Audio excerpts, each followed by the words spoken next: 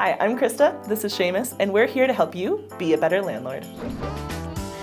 So, Seamus, when we get together, usually you are asking me questions, but today we're actually going to flip the script. I have a bunch of questions for you because you just purchased a property. Is that true? Yes, I did purchase a rental recently to add to my portfolio. That is thrilling. I'm super excited. So can you tell us first where you were looking and why? Yeah, absolutely. So first, I was looking, and just really opportunistically, in the state of Wyoming, where I live in Fort Collins. We're about an hour away from Cheyenne, Wyoming, which means there's an awesome opportunity for us to look at rentals up there. Mm-hmm. The market up there is definitely softer than northern Colorado, which has seen a lot of increases in price. And so we were looking up there to try to understand what would be available for us. Brilliant. That makes a lot of sense. But I know that you didn't end up going with somewhere in Wyoming. Tell us about that. How did you pivot to your current property? Yeah, so despite the fact that Wyoming had cheaper rental properties and has more friendly landlord tenant laws up there, specifically around evictions, I think it's really important to understand the laws before you make a purchase. And the one thing that Wyoming has going for it is, in the worst case scenario you have to make an eviction, that process is very expedient. And so that was something that I was looking into. However, all that being said, we ended up coming across a listing that was posted within 2 miles of our primary residence. Nice. Yeah, it ended up being a great opportunity for us because A, we completely understand the market in Fort Collins. B, I actually had a relationship with a listing agent already. I didn't have a real estate agent bring this to me, but when we found it, I know that individual and trusted them really well. And then the third kind of thing that tipped us over the edge is, because of that proximity, not only do we know the market really well, but we also are available in case we need to respond to any maintenance requests.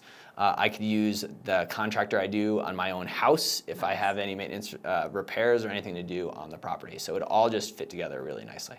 I mean, that sounds pretty perfect. Now, just to be clear, are you planning to manage this rental yourself? Yes, we will manage this ourselves. We were planning on managing the one in Wyoming ourselves as well.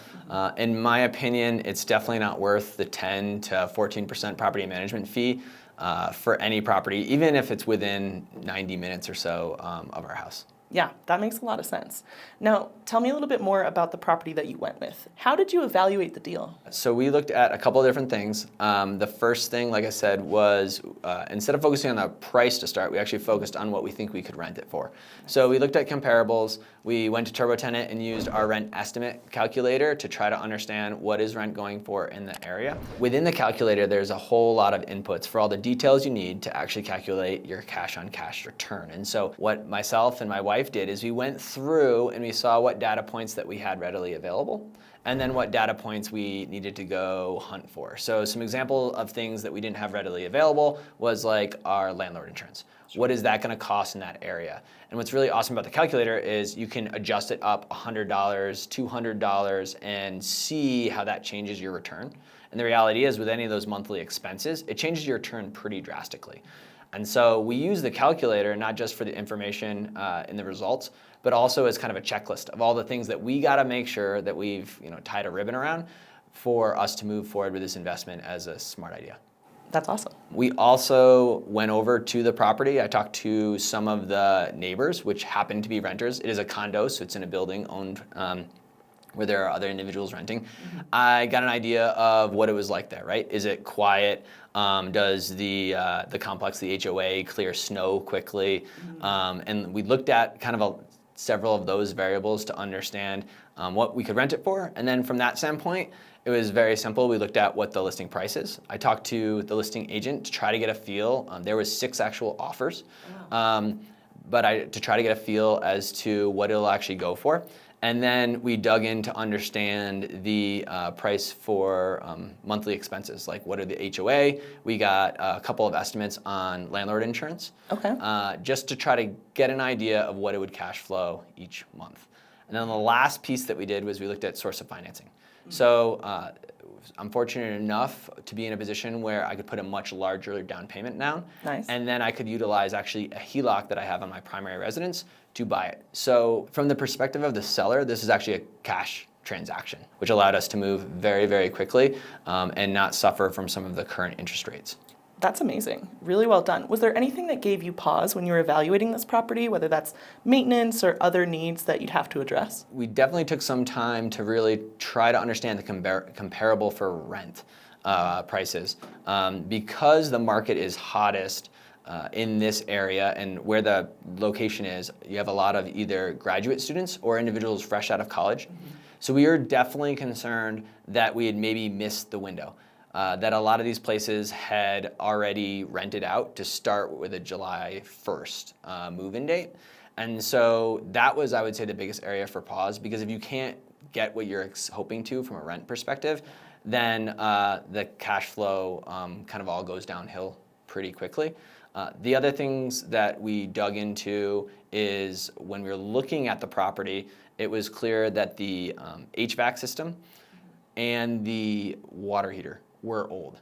And so we actually pushed before closing, which was really nice, because when you're buying a new property, we actually got to push as a contingency of closing that those things got inspected and ensured that we had a little bit more life to them, so that we weren't going to close on the property and then have to invest anywhere between $3,000 to $5,000 right away into a new HVAC system. Yeah, absolutely. Now, when it comes to making those kind of contingencies or otherwise working with the seller, are there things that you really prioritize in terms of making those deals to get a house ready to go or a unit ready to go? So one thing that we prioritized was actually getting all the photos from the staging. So it was really awesome because we were buying a brand new property. They had staged it completely. So it looked beautiful. A lot different look to a property when it's got nice furniture in it than when it's completely vacant. So that was actually something that we put in as a contingency of closing, that we actually wanted all of those images. That's like a really easy box to check for the seller's real estate agent. So they sent us all them, and then, like I said, just the inspection on the larger appliances and utilities in there. And then the last thing was we really dug into the HOA, because HOA fees can change fairly unpredictably. And so what we wanted to understand was, A, what is the monthly fee today? The HOA fee is very low compared to market. So then we dug into why, with the concern being like, if it's really low, they're going to be raising it soon. Yeah. But what we could get from previous HOA minutes and from talking to the HOA is they actually had a surplus in their bank account, meaning they aren't playing catch up. And so fees are very unlikely to raise, because really what's most important is that the HOA is fully funded. And because this HOA was fully funded, we felt pretty good moving forward with the purchase. That's awesome. Seamus, thank you so much for answering all of my questions. I really appreciate it.